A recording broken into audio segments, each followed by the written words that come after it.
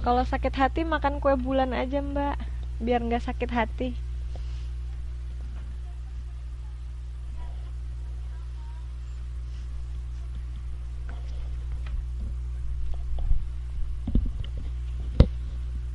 Oke, hari ini kebetulan akan membahas dua modul, yaitu modul 3 dan modul 4. Tapi sebelum itu seperti biasa kita akan mengulas sedikit mata kuliah yang kemarin ya, mata pelajaran yang kemarin.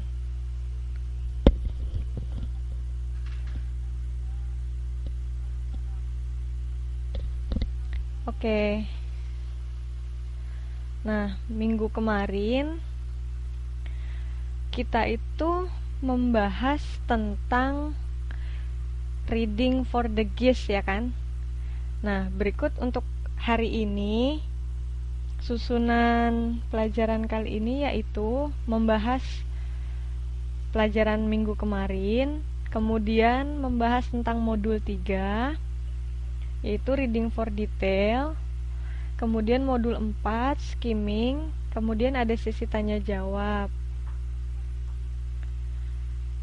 Nah, sebelum ini apakah ada yang sudah membaca modul? Semua sudah menerima modul atau belum? Ada yang masih belum menerima sampai hari ini?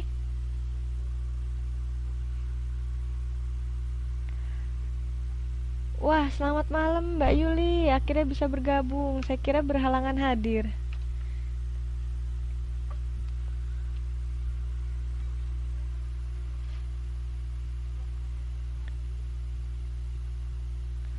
Oke. Sekarang tentang last week review. Masih ingat apa yang dimaksud reading for the geese?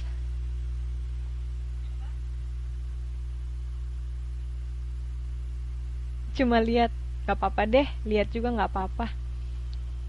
Paling tidak dibuka bukunya.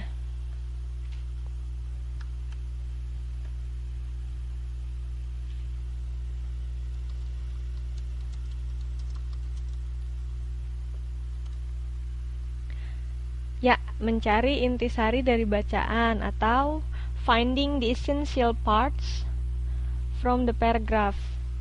Ada berapa jenis cara melakukan reading for the geese? Coba 3. Bisa kita lihat di sini bareng-bareng ya. Yang pertama, reading for the geese of the paragraph.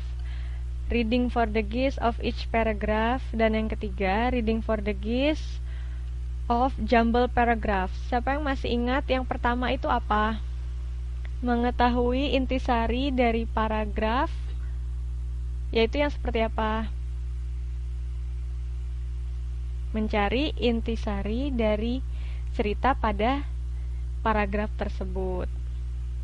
Kalau yang kedua, reading for the gist of each paragraph. Apa dari maksudnya? Apa maksudnya dari pernyataan tersebut? Yang mana contohnya?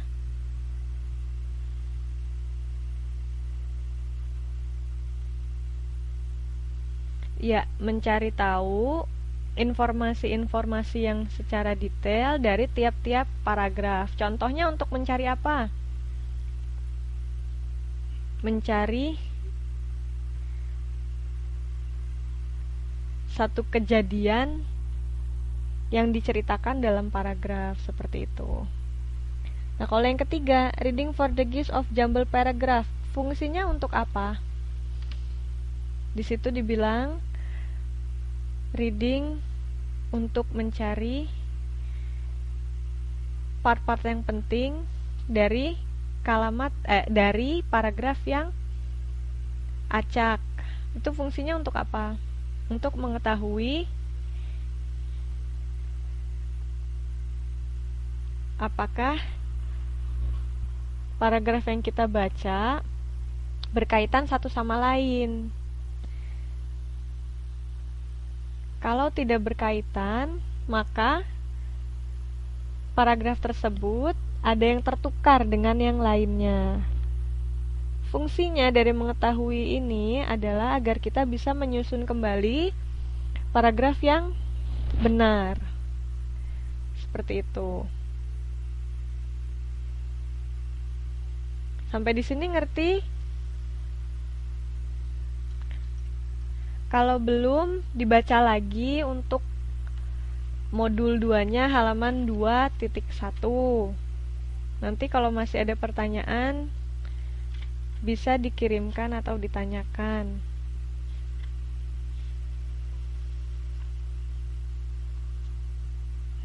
Ya, memang kalau untuk jumbled agak kesulitan karena kuncinya di satu. Kita harus lebih memahami dan mengerti berbagai jenis vocabulary sehingga kita mengerti isi dari cerita. Kemudian kita bisa menyimpulkan apakah paragraf pertama, kedua, dan ketiga dan yang lainnya berhubungan satu sama lain, seperti itu. Nah, sekarang reading for detail information.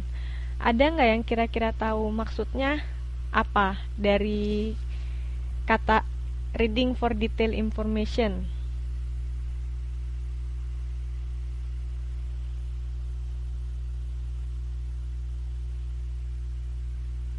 Mungkin ada yang sudah membaca.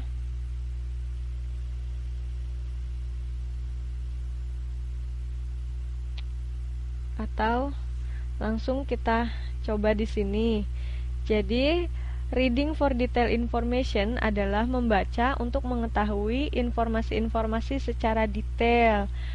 Sebagaimana fungsinya adalah first, finding information quickly, second, identifying the discourse marker needed from the text, third, identifying the vocabularies from the text.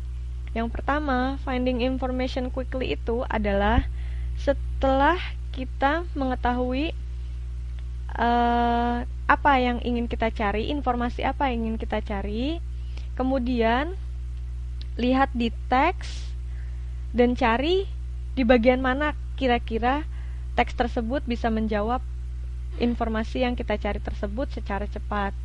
Yang kedua, mencari tahu apa yang bisa menjadi kata kunci atau discourse marker yang kita perlukan pada teks tersebut. Yang ketiga, identifying the vocabularies from the text. Jadi mengetahui atau menentukan vocabulary atau kata kosakata yang kita dapat dari teks. Misalkan ada kata get rid. Get rid itu kita mencari persamaannya, yaitu eliminate atau menghilangkan atau menghapuskan, seperti itu.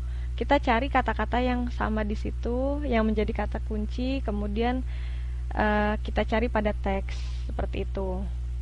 Ya. Sampai di sini bisa mengikuti?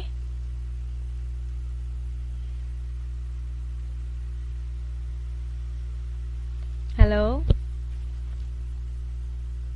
Masih di sana semuanya?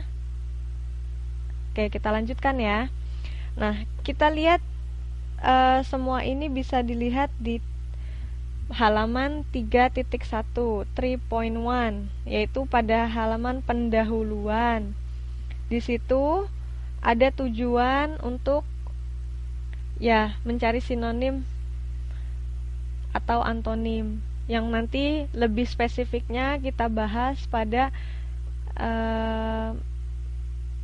meeting ke-6. Hari ini kan yang ke-4 ya. Kelima itu tentang, kalau tidak salah, previewing. Kemudian nanti minggu depannya pertemuan ke-6 yaitu tentang sinonim, antonim, hypernim, seperti itu. Nah, sekarang semuanya sudah melihat halaman 3.1 atau 3.1. Yang di paling bawah ada tulisan, setelah mempelajari modul ini dengan baik, mahasiswa diharapkan dapat pertama, menemukan informasi yang diperlukan secara cepat, mengenali penanda wacana yang diperlukan untuk mengenali informasi yang dicari dalam teks, kemudian yang ketiga, mengenali kosakata tertentu dalam teks, seperti itu. Mengenali itu misalkan mencari tahu sinonimnya apa gitu. Kemudian sekarang kita lihat contoh dari finding information quickly, terutama dalam mencari informasi dalam short text atau teks yang secara singkat. Fungsinya yaitu understanding the information needed, yaitu memahami informasi yang kita perlukan. Yang kedua, kita bisa lebih berkonsentrasi tentang clue atau kata-kata kunci yang lebih spesifik sebagai clue. Jadi, kita sama-sama lihat pada halaman 3.2.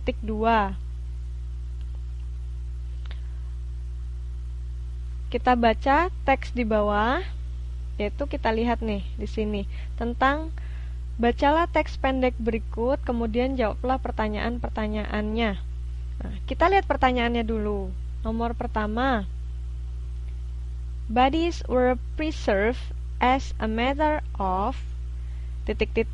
Nah, kemudian kita lihat di sini ada kata bodies were preserved as a matter of.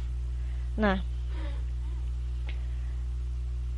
because, paragraf pertama, because Egyptians believe in life after death, they mummified the body to preserve it from decay. Nah, kita lihat di sini pilihan pertama religious belief, pilihan kedua a way to honor their ancestors,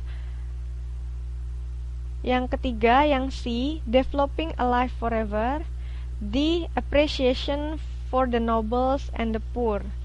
Nah, di sini kalimat pertama diutarakan bahwa Egyptians believe in life after death. Believe di sini kata lainnya itu adalah mempercayai. Nah, apa yang kira-kira sesuai dengan jawabannya? Bahwa belief itu juga kepercayaan. Nah, kepercayaan diidentikan dengan apa?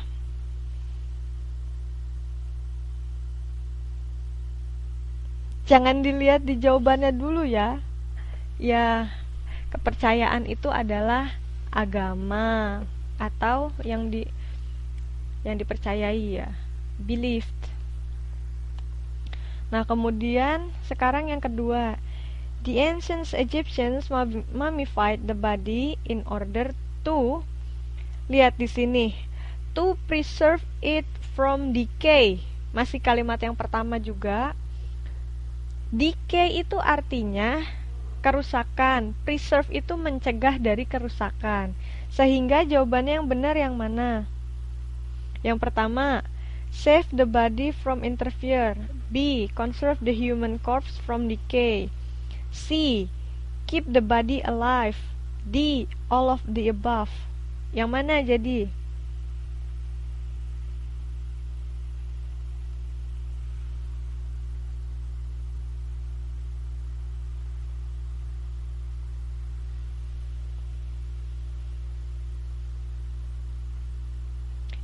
Ya, di sini dijelaskan juga jawabannya adalah B, conserve. Karena conserve tersebut